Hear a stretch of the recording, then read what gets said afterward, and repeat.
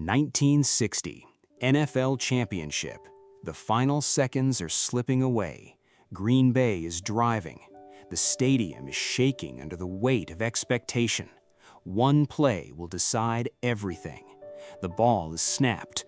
Jim Taylor lowers his shoulder and crashes toward the line, and number 60 meets him with force that stops more than just momentum. Chuck Bednarik drives him into the turf and doesn't move. The clock bleeds out beneath them. The whistle sounds. The Eagles are champions. He doesn't celebrate. He doesn't raise his arms. He stays on top of Taylor, making sure there is no second chance. Because in his era, football wasn't about substitutions or rest. It was about endurance. He never left the field, because in his era, you didn't. Chuck Bednarik played center on offense and linebacker on defense. 60 minutes, every snap, every collision. In a league before specialization, before protected quarterbacks and managed workloads, he embodied a version of football that demanded everything and forgave nothing. He was built for a game that no longer exists. This is the Eagles Chronicles, where we honor the foundations of Philadelphia football and the legends who built it. If you respect the era when toughness meant playing every snap, like this video, share it, and subscribe for more deep dive stories from the Midnight Green. Because before football evolved, there was Chuck Bednarik, the last true Iron Man. Built in coal country.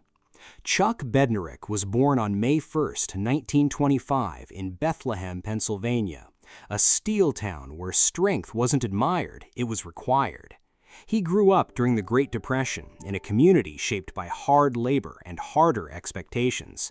The air carried the grit of the mills. Men worked long shifts.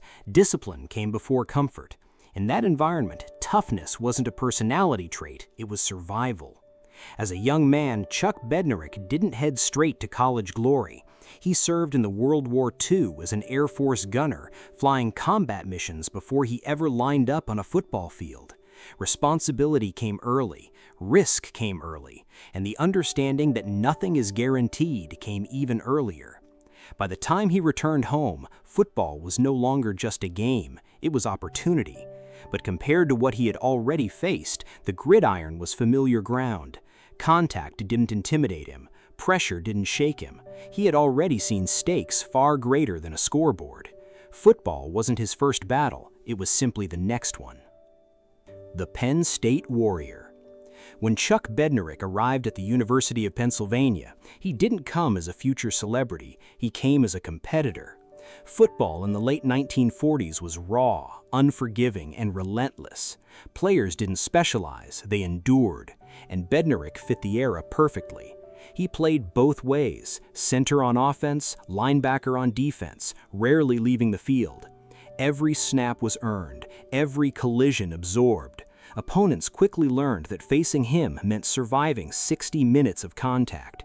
He wasn't flashy, he wasn't theatrical, he was constant. By his senior season, Bednarik had become one of the most respected players in college football, an All-American, a captain, a symbol of toughness that coaches trusted and teammates leaned on. He didn't dominate with speed alone. He dominated with stamina, positioning, and an understanding of the game that went deeper than instinct. Football in that era demanded endurance above all else, and Bednarik didn't just survive it, he thrived in it. Even then, the signs were clear. He wasn't built to rotate in and out, he was built to stay. Drafted to play everything. 1949. In 1949, the Philadelphia Eagles selected Chuck Bednarik with the first overall pick in the NFL draft, not as a specialist, not as a situational player, but as a football player in the purest sense of the word. He stepped into a league where substitution was limited and versatility wasn't a bonus, it was an expectation. Bednarik lined up at center on offense, then shifted to linebacker on defense. There were no rotation packages, no defensive specialists waiting on the sideline. If you started the game, you finished it. 60 minutes of football wasn't mythology, it was reality. Players rarely left the field. Fatigue wasn't an excuse, and toughness wasn't marketed, it was proven snap by snap. Bednarik embraced it without hesitation. He didn't ask to come out, he didn't need relief. The game demanded everything, and he gave it. This wasn't just about talent, it was about endurance. And from the moment he entered the NFL, it became clear. He wasn't drafted to play a position, he was drafted to play the entire game. The 60-minute man. Chuck Bednarik didn't just play football, he endured it. On Sundays, he snapped the ball at center, absorbing the force of defensive linemen on every play. Minutes later, he lined up at linebacker, meeting running backs head-on. There were no rotation packages, no defensive specialists waiting for their turn. The whistle blew, and he stayed. 60 minutes meant 60 minutes. The physical punishment was constant. Every drive demanded contact. Every possession required focus. Fatigue wasn't managed, it was ignored. In an era before hydration science, before medical staffs tracked snap counts, endurance was a personal responsibility, and Bednarik embraced it. Contrast that with today's NFL. Specialized units, rotational depth, snap counts carefully monitored. The modern game protects players from the very grind Bednarik thrived in. But in his time, football demanded everything a body could give. He wasn't a linebacker who could snap. He was football before specialization. And in staying on the field when others would have stepped aside, he became something the modern game no longer produces, a true Iron Man. The hit that shook the league. November 20, 1960. Eagles versus Giants. The ball was thrown toward Frank Gifford, one of the league's biggest stars. As Gifford secured the pass and turned upfield, Chuck Bednarik closed the distance. The collision was immediate, violent, clean by the standards of the era. Gifford lay motionless on the turf. The stadium fell silent. The hit became one of the most talked about moments in NFL history. Frank Gifford would miss 18 months, stepping away from football to recover. For Bednarik, the moment didn't come with celebration, it came with reputation. He had already been respected, now he was feared. It's important to understand the context. Football in 1960 was different. Collisions were not replayed with outrage, they were replayed with awe. Hard hits were considered part of the game's identity. The line between toughness and brutality wasn't debated the way it is today. Still, that moment changed how people viewed him, not just as a relentless competitor, but as the embodiment of an era where violence was accepted as proof of commitment.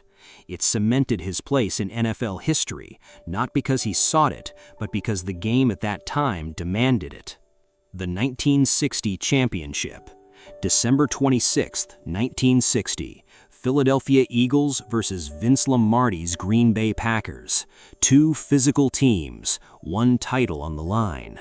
It wasn't a shootout, it was a defensive war. The kind of game where every yard felt earned and every mistake felt fatal. Bednarik played both ways that afternoon, snapping the ball on offense, battling at linebacker on defense. The game tightened with every possession, and when the final drive began, Green Bay pushed toward the goal line with everything left in the tank. Then came the last snap. Jim Taylor charged forward.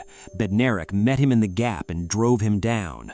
As the clock drained to 0, he stayed on top of him, not celebrating, not moving, making sure there would be no miracle finish. The whistle blew. The Eagles were champions. It wasn't flashy. It wasn't theatrical. It was final. That image, Bednarik on top of Taylor securing the moment, became immortal. It wasn't just a tackle. It was the closing chapter of a championship secured the only way he knew how, by staying on the field until there was nothing left to play. The end of the Iron Era.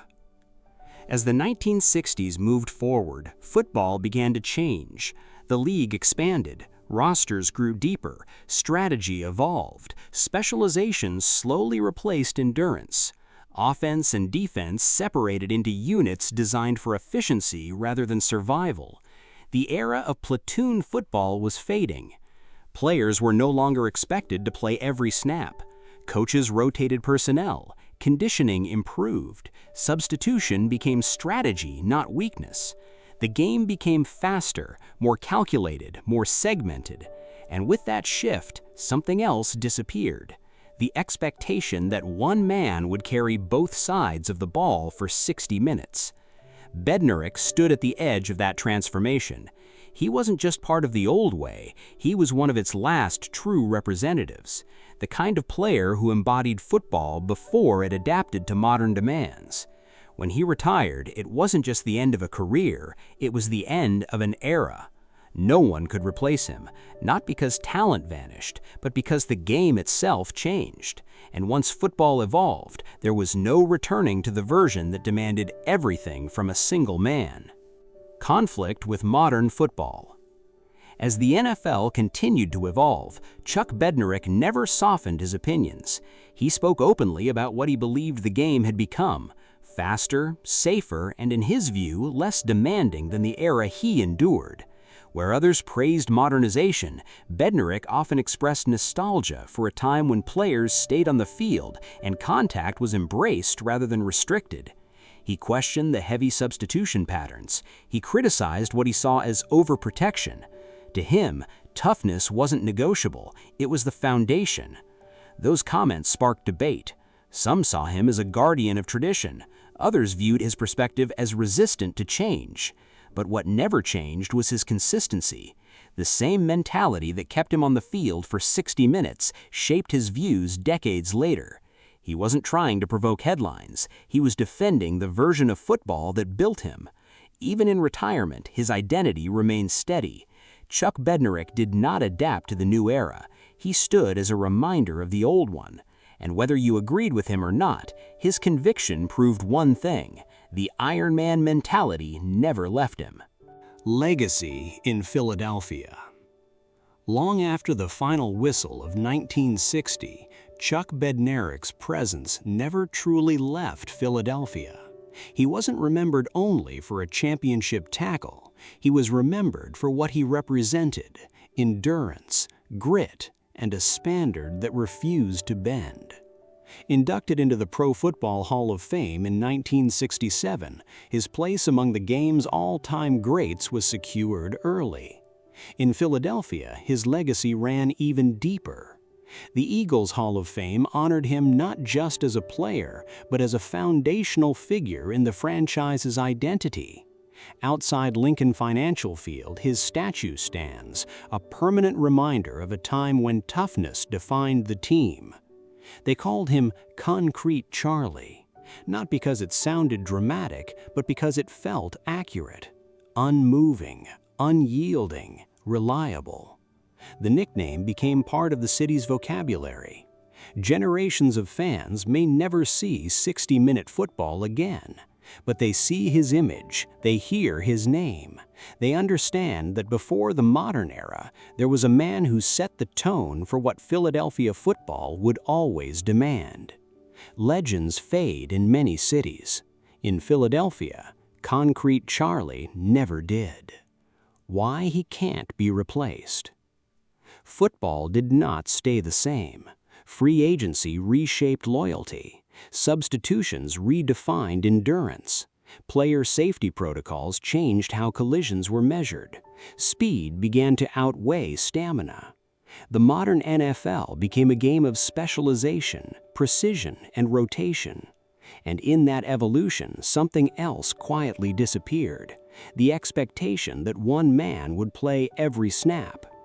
Chuck Bednarik was not simply tough, he was built for a version of football that demanded everything from the body and gave nothing back in return. A version where fatigue was ignored, where roles weren't divided, and where 60 minutes meant exactly that. No one could replace him, not because players lack ability, but because the game itself moved on. The Iron Man era closed when football decided it had to change. This has been the Eagles Chronicles, where we preserve the foundations of Philadelphia football and the legends who built it. If you believe the stories of true toughness deserve to be remembered, like this video, share it with fellow fans, and subscribe for more deep dive documentaries into the players who shaped the game before it evolved. Because some legends don't belong to today's NFL. They belong to a game that no longer exists.